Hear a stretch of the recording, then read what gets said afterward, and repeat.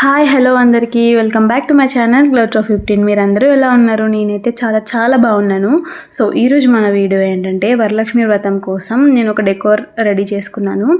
And ఇది ఆన్లైన్లో కూడా చూసా, చాలా తక్కువే, బట్ నాకెందుకో ట్రై చేయాలనిపించింది. సో నేను ఈ వీడియోలో ట్రై చేశాను. మీరు వీడియో ఎండ్ వరకు చూడండి. So let's get started.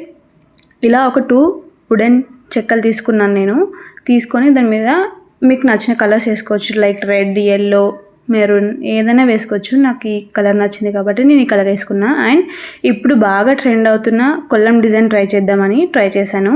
And output మాత్రం చాలా బాగా వచ్చింది.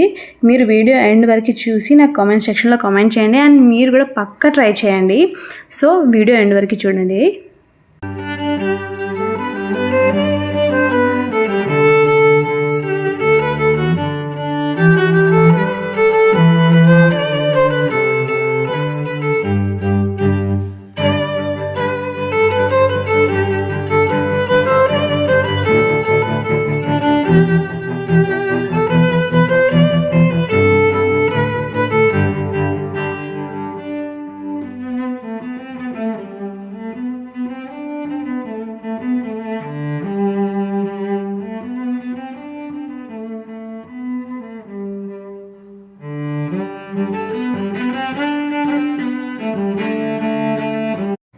ఇక్కడ వరకు చూసారు కదా. అండ్ ఇక్కడ నేను ఏం చేస్తున్నానంటే ప్లాస్టర్ తీసుకొని దాని మీద ఉన్న డస్ట్ పార్టికల్స్ అంతా రిమూవ్ చేసేసాను.